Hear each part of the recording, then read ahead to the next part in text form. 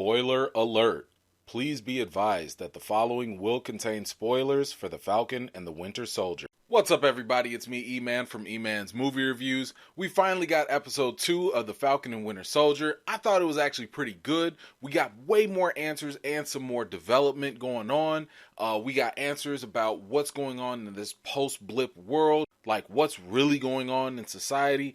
And we learned some ugly truths about some things that happened in history. So we have a lot to cover, so let's break it down. We see John Walker sitting in a locker room getting ready to go out to address the crowd. His wife enters in to give some words of encouragement, and then Hoskins comes in to follow up.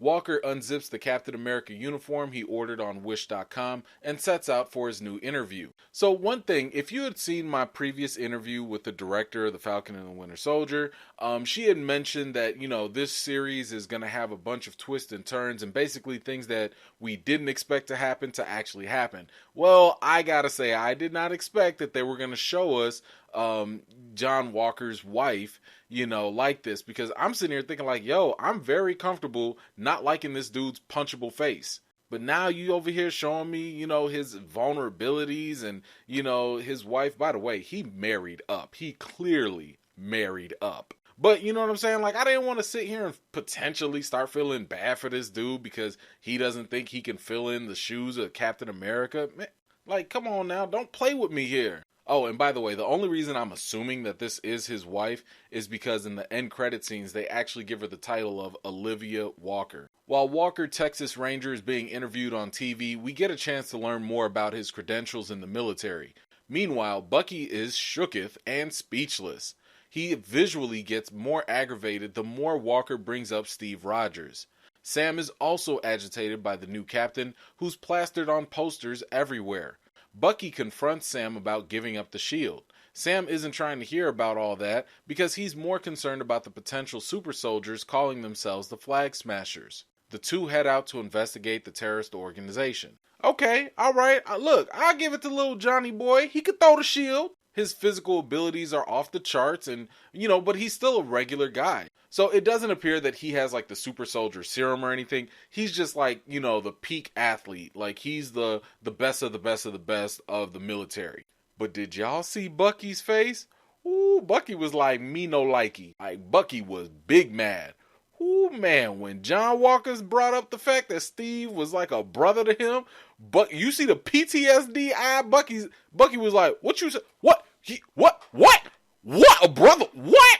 I mean, Bucky almost went into full Winter Soldier mode right there. Now, when it came to Sam, at this point, I was really wondering, like, man, were you just that naive to just believe that the government was, just going to take the shield and put it up in a museum and leave it there? Now, granted, Sam is not currently aware at this point of the government's history of what they've done in the past, so I'm going to give him a little credit because later on we'll get a little deeper with that. He did say that it broke his heart to see someone else rocking the shield. But I actually liked when he said to Bucky, what do you want me to do? Call America and ask for the shield back? I kind of laughed at that because I was kind of thinking to myself, like, what number do you dial to call America? Like, it's not 911. Maybe it should be 1619. If you know, you know. We also saw that Bucky was coming for him, saying that this is not what Steve would have wanted. He said that he had no right to give up the shield. Now, I want to just clear something up because I've seen some fans online already getting a little confused with this. They're mistaking Bucky's motivation here coming from like a place of jealousy because he didn't get the shield. That's not what's going on with Bucky. Bucky is more so like transfixed on what Steve believed about the shield and just the mantle of Captain America. So like Bucky just wants to honor that, what Steve stood for, what Steve believed in. He wants that to be honored, and he didn't feel that Sam was like living up to that. But at the end of the day, I mean, like, Bucky here is just being a real friend. I mean, but isn't this what we all need in life? I mean, to have a friend that believes in your dreams equally, if not more than you, willing to fight for you even when you're not even around. I mean, come on now. Bucky is the man. Look, go get you a Bucky in your life. The two men stare at each other while aboard a plane. Falcon jumps out of the plane and Bucky follows through while landing on his back. Red Wing flies into the next room to survey the Flag Smashers stealing the large crates. As the group drives away, Sam sees a person inside one of the trucks and assumes that they have a hostage. Bucky runs down the truck and finds out that they're actually taking medical supplies. He also finds the young woman in the truck who knocks him out of the vehicle. There's now a battle that ensues on top of the truck as other members of the group start to jump Bucky. Red Wing flies in firing, but the young woman snatches it out of the sky and destroys it. As things start to look bad for both Sam and Bucky, Captain Crunch and his trusty sidekick Lamar Hoskins jump in to help. And they too get their butts kicked. Woo, man, did y'all see my man Bucky? He was up, boy. He was putting on the speed. And I'm glad that we're actually seeing Bucky's abilities kind of put more on display here. For those of you who don't know, in Captain America the Winter Soldier, we learned that Bucky was experimented on by Hydra. They tried to duplicate the super soldier serum that was given to Steve Rogers. So just so that we're all on the same page, I want you to kind of understand the fact that Steve Rogers has like the perfect blend, the perfect mix of the super soldier serum. And anyone else after him, so whether it's, Bucky or anyone else that has like a version of it, they have a derivative of that. Anyway, because of the experiments from Hydra, that's the main reason why Bucky is able to survive that 200-foot drop from the sky and be relatively okay. I mean, back in the Winter Soldier, he actually fell even further, from a higher elevation, and he was able to survive mainly, again, because of the experiments. All right, but can we have a quick moment of silence for Red Wing? Brrr. Drone lives matter. So when it comes to the Flag Smashers, the young girl we see here is Karli Morgenthau.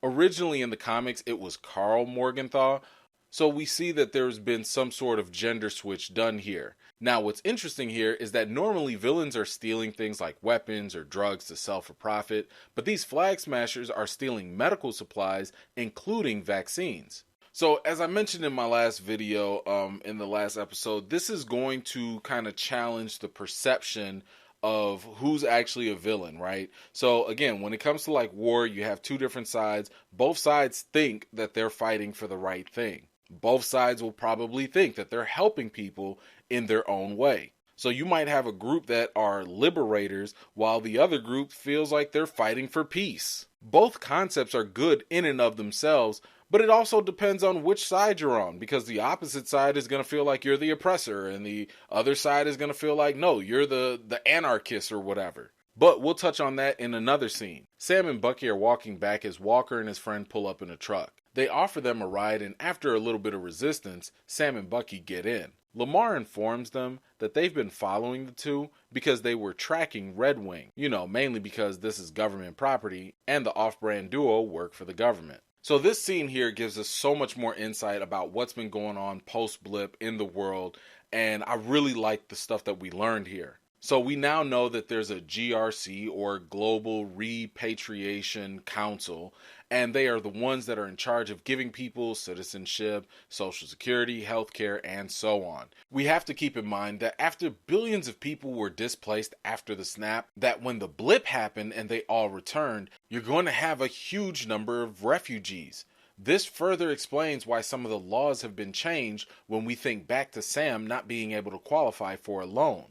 As for this conversation, the knockoff said that they are in charge of keeping things stable against violent revolutionaries. And this is what I was referring to when I talked about the matter of perspective when it comes to war. While the Flag Smashers may feel like they're liberators, these people that are in power with all the resources see them as just being violent chaos. Yo, first of all, can we talk about Lamar Hoskins? My man Bucky had me cracking up.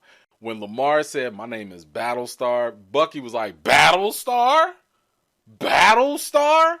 Yo, stop the car. My man's name is too corny for this ride. Stop the car." I'm sorry, I just thought that was funny. The Flag Smashers go to another hideout where they have rooms and food ready for them. Karli receives a text message saying that she stole something and that the person was going to kill her once they find her. So, yet again, we're introduced to another side here, especially when it comes to the Flag Smashers. I mean, this guy that's preparing a space for them, he was saying that these people are kind of like becoming legends and that they're freedom fighters. I mean, he even compared Karli to Robin Hood. And man, did you see how spooked she got when she got that text? Now, we'll get more information about that text later. But for now, I think what Carly said was very insightful to give us another perspective about people from the blip. She said that the GRC cared more about the people who came back than the people who were always here. Now, the way I took this was imagine half of the world just disappearing in this case. The people who had less resources now have more. You had more housing available. So I'd imagine maybe there was a lot of homeless people, and probably now after the snap, they had an opportunity to actually find homes. You probably had way more job openings too. So previously unemployed people got more work. So life probably was better for people like Carly and those that she's fighting for. Now, imagine having that nice step up in life. You get to live comfortably for 5 years, and then all of a sudden, all those people come right back. How does the world adjust? Do you just give it all up and go back to being homeless or unemployed? So I think now we can understand Carly a little bit better in terms of why she wants things to go back to the way they were before the blip and everyone just came back. Life pretty much was a whole lot better for them. And I gotta say, the crazy thing is, she's probably going to be one of those people that actually supports Thanos, because this is exactly what Thanos was talking about. He wanted to erase half of the universe to increase the resources for everyone else. And guess what? For him, he was like, yeah, the people that have like no, empty bellies, and that they have, all the resources that they need, they're going to live more fulfilled lives. So everything that Carly's fighting for at this point is almost right in line with Thanos' plan. Bucky says that there's someone that Sam needs to meet, and they head over to Baltimore. The two men come to an older house looking for a man named Isaiah. A young kid opens up the door and won't let them in, but Bucky convinces him otherwise. He introduces Sam to Isaiah Bradley and says that they've met in 1951 during the Korean War. Isaiah corrects him and reminds him that he kicked his butt back then instead. Bucky tries to tell him about the potential of more super soldiers, but Isaiah doesn't want to talk about any of that. He reminds Bucky that his price for being a hero meant that he was sent to jail for 30 years and experimented on multiple times, and thus he kicked the two out of his house. Wow, okay, so Isaiah Bradley, I've been waiting for this for a minute. Ever since I heard the news that, he was potentially going to be a character in this series, I've just been waiting for this. But yes, he was the first black Captain America. But let's talk about what it means for the MCU. So keep in mind, back then in 51, Bucky was still the Winter Soldier, and he was under Hydra's control. So because Bucky was out there running wild, killing people and assassinating folks, the U.S. government was trying to put a stop to Bucky.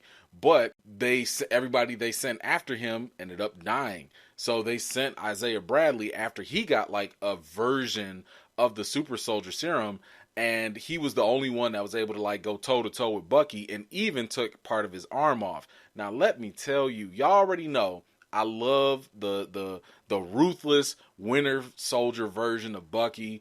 I need to see a young Isaiah Bradley, Captain America and all, just going toe to toe with Winter Soldier. I need that flashback. I don't care. Just, please, Marvel, give it to us. Bucky later on said that he is no longer a killer, and Isaiah hit him back by saying, "You think you could just wake up one day and decide who you want to be?" Now, in fairness, we know that Bucky is actually trying to do the work in making amends for his past, and he is still mentally suffering from all his actions of the past as well.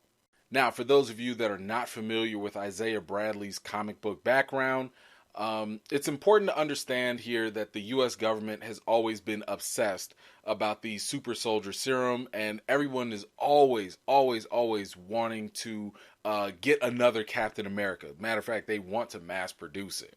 But unfortunately, the scientist that developed the super soldier serum, he passed away. And as a result, they've been trying to do all these experiments. And if you remember from the first Captain America movie, Steve has been giving a lot of his blood. So they've been testing his blood and trying to get different versions of the serum. And Isaiah Bradley is actually a perfect example of that. Now, he doesn't go too deep into it here, but from the comics, his story is supposed to reflect the real life atrocities committed by this country to black people. Back in the 1930s, it was called the Tuskegee experiments, where the government took 600 black people and intentionally infected them with syphilis for research. In the comics, the government took out about 300 black soldiers to use as test subjects for the super soldier serum. All of the soldiers suffered horrible deaths or mental injuries, save for Isaiah Bradley. He was the one soldier that seemed to fare the best out of them all. Now, what we see of Isaiah here in the MCU is actually, I would say, probably a much more kind version, because in the comics, the jail time he served in solitary confinement really took a toll on him mentally, because there were unknown side effects of the super soldier serum that he took. Anyway, for the MCU, we're not told explicitly why Isaiah was thrown into jail, but in the comics, it was because he took Captain America's uniform and shield for a mission or something of that nature. Either way, the government used this as an opportunity to throw him in jail for 30 years, hide the fact that he even existed, and run a bunch of tests on him throughout the whole process. And I think the important thing to take away here is that, this comic story is also just a direct reflection of what happened in real, American history, which is where black soldiers historically, for decades, hundreds of years, have served this country to protect and to fight for this country and still be ridiculously mistreated by its own country. That is how sick and perverse racism actually is. Even when a group of people go out of their way to ignore the mistreatment that you already put them through, to go fight for your country and serve you, to protect you, and then come back and you still do all this ugly, terrible stuff to them, it's disgusting. Also, that young man that we saw earlier is probably the grandson of Isaiah Bradley, and his name is Elijah Bradley. I believe later on he does go by the name of Patriot, because he does end up becoming a young Avenger. So let's be on the lookout for him in future shows or movies. Sam and Bucky leave Isaiah's house and begin arguing in the street. A police car pulls up and immediately starts questioning Sam. They immediately ask Sam for his ID and tell him to calm down. Bucky tells Sam to just comply, and Sam refuses because they were literally just talking. The officer asked Bucky if Sam was bothering him, and Bucky asked the cop if he even knows who Sam is. Another officer informs his partner that they're Avengers and everything magically is fine for Sam. Bucky ends up telling Sam that he didn't want to tell anyone about Isaiah because he thought that Isaiah had been going through enough stuff already. Sam just shakes his head in disappointment. The police come back and arrest Bucky, ironically, for missing his court-mandated therapy. Oh my goodness. Okay, there is a lot to unpack here. So first off, let's talk about the argument between Sam and Bucky. Sam was upset about what was done to Isaiah because first of all, it was grossly wrong. And second, keeping the secret was even worse. Remember earlier when we talked about Sam being naive and giving up the shield? I believe he would have approached the decision about giving the shield away a lot differently had he already known about Isaiah. Actually, I really hope Sam does go back and talk with Isaiah a little bit more.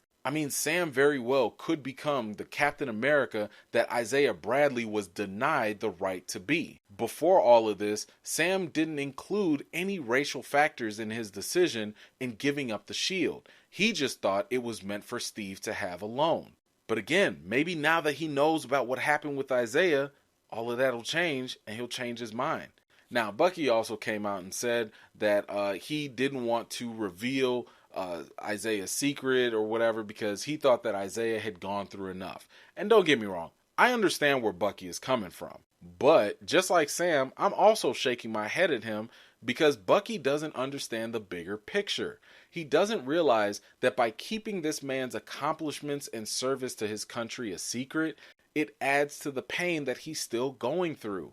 Despite the fact that the government used Isaiah as their own Captain America in the fields, no one knew about him. And this is yet again another situation of America's long history of having selective memory when it comes to Black American history. I mean, when we went to those museums, we saw Steve everywhere. We even saw Bucky everywhere, but there was no mention of Isaiah Bradley. I mean, just imagine, how does Isaiah feel when he's watching TV and he sees Steve Rogers paraded around everywhere, and then he also sees this new whack John Walker person, doing interviews, being celebrated, high-fiving people and everything? I mean, can you really blame him and other black people when they see the hypocrisy of the country that they fought for after they've just been swept under the rug like that?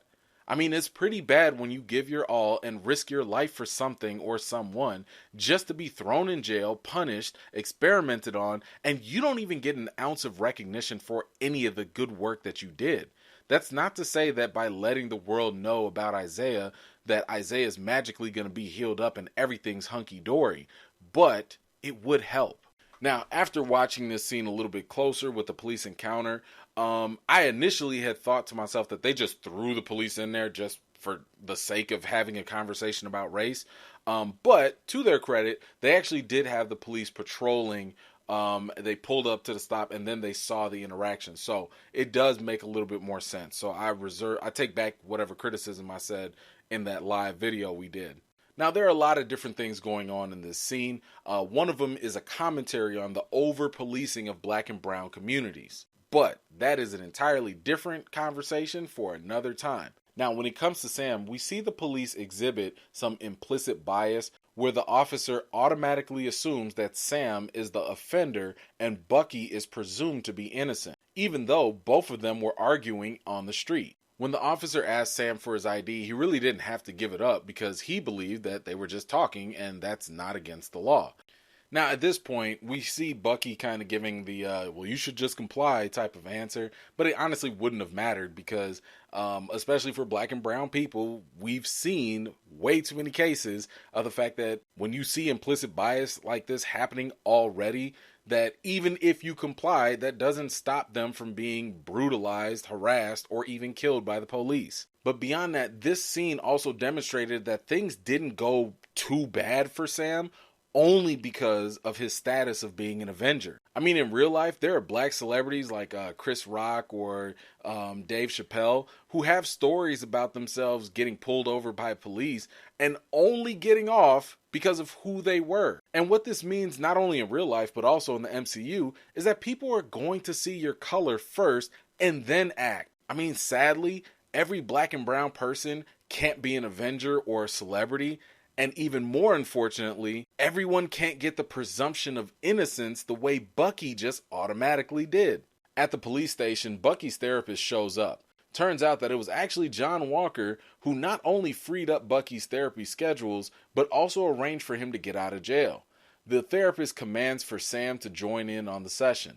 After going through the stupid childish banter and staring contest, we actually get Bucky to open up a little bit more. He reveals that he's still upset about Sam giving up the shield. Well, Sam doesn't want to keep dealing with this and offers to squash up their stupid beef to focus on the mission and go their separate ways after. Alright, hold up. First of all, how is this therapist out here demanding other people to join in on the session? I'm like, if I'm Sam, I'm like, lady, all due respect, go do your job. You better chill out over here trying to add me into other people's sessions. You better go handle your work. This ain't my session. Second, I gotta say, I am not a big fan of like all the comedic stuff that happened here. I mean, yes, I got a chuckle out of the fact that these guys are doing their little staring contest. They're having this little beef or whatever. But it just felt too disruptive. Okay, second, I gotta say, I wasn't really a big fan of like the comedic stuff that they did with this therapy session. I mean, did I get a chuckle out of it? Sure. But at the same time, I felt it was very disruptive to what this show was actually aiming for. Keep in mind, the reason why this show is here is to give us a deeper look into each of these characters. And all this back and forth, this buddy cop trope that they're trying to have with this stuff, it just doesn't make a lot of sense. I mean, it really felt as though they just put that in there just to have that Marvel fun. And don't get me wrong, did it work in small spots like in Civil War? Sure, it was funny, but it was because it was in small doses. But seriously, why are they still going at it like they can't stand one another? I mean, so Sam all of a sudden never wants to see Bucky again after this mission? Did we not just see in the last episode that it was Sam that had been sending Bucky texts trying to reach out? but now he can't be in the same room with him. I mean, what disappoints me the most about this scene is the fact that Sam is an actual counselor to vets that deal with PTSD and other issues, from fighting in the war and being in the military. I mean, and like trying to come up with all this contrived beef between them, it just feels like a departure for his character just for the sake of a laugh. Anyway, Bucky brings up the point that, what's really bugging him is the fact that Sam gave up the shield. But I actually think it goes deeper than that. As I mentioned earlier, it's not about Bucky being jealous that he didn't get the shield. It's about honoring Steve's wishes. Don't forget that Bucky was on board with Sam getting the shield mainly because that's what Steve would have wanted.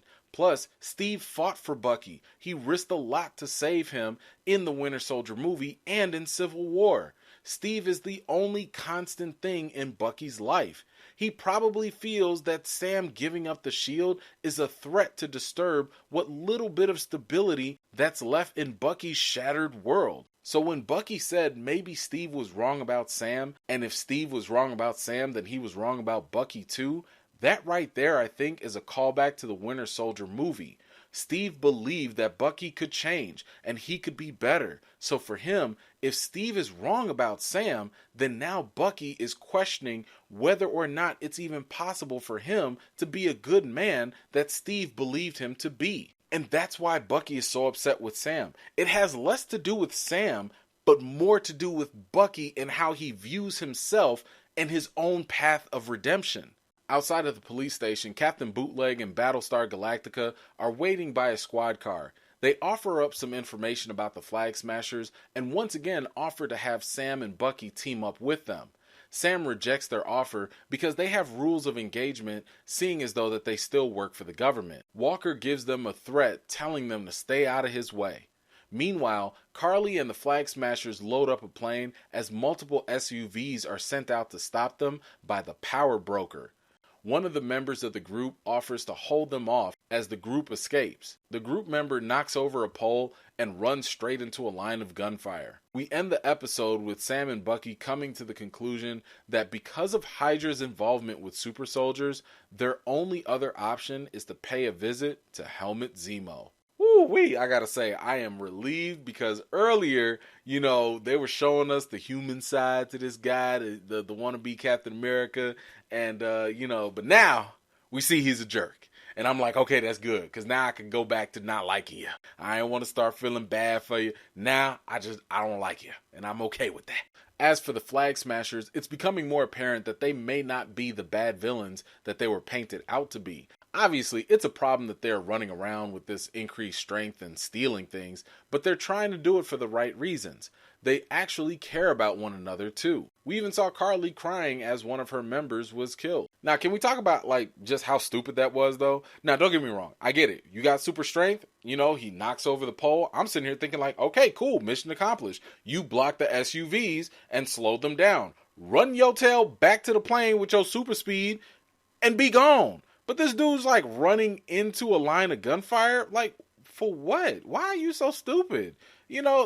Look, I guess the closest that the director was probably going for was just to show that, even if you're part of an extreme, group or whatever, people that really believe in stuff that they committed to will probably do stupid things. I don't know. It was just dumb. I thought it was just dumb. It was unnecessary.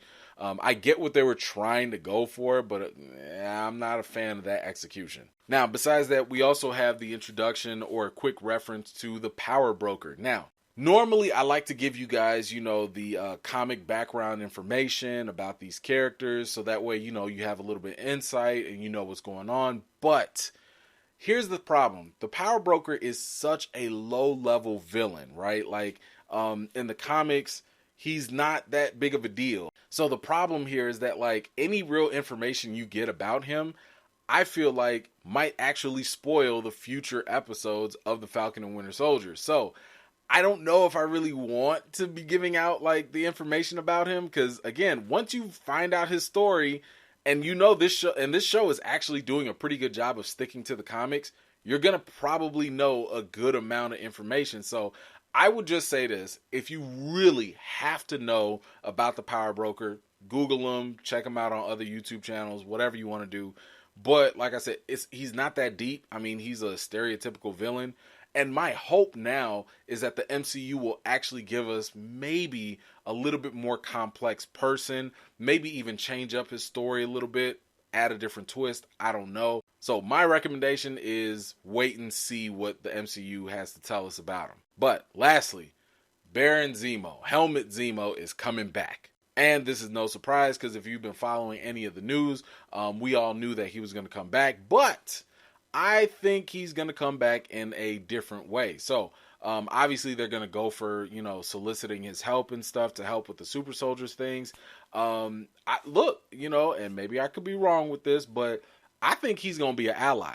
I think he is going to actually team up with Sam and Bucky and help them. Now, I don't know how they're going to twist this or whatever, but I feel like he's going to help them because also keep in mind, he is on Bucky's list to make amends. So I think that encounter that they have is probably going to be a little tense. Obviously bad memories. Maybe Zemo's actually going to try his code words again to see if they work, but Bucky's healed up. Shout out to the people in Wakanda forever, but I do think that, they're going to break him out of jail maybe.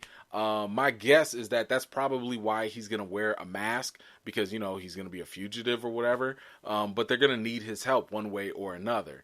So I'm interested in seeing what they do with Zemo. I personally think he is like one of my favorite top 5 villains in the MCU. I like the fact that they showed him, playing chess because clearly, my man's been thinking for a minute. So we're going to see what happens with Zemo coming up. But anyway, that is all I got for today. Thank you so much for taking the time to watch my video. Really, really appreciate it. What did you think about this second episode of The Falcon and Winter Soldier? And what are you looking forward to in the next couple episodes? Let me know in the comments down below. Now, don't forget, of course, I've got another live session that's going to be happening. This is going on every Friday, 7 p.m. Central Standard Time. Please come and join us. We always have a good time. And I definitely want to see more of you there so we can all get in on the fun. If you like this, please be sure to watch another one of my videos because actually that helps this channel grow a whole lot more than you might think. Anyway, I've got more videos and reviews to do for you all. And until next time, I'll see you all later.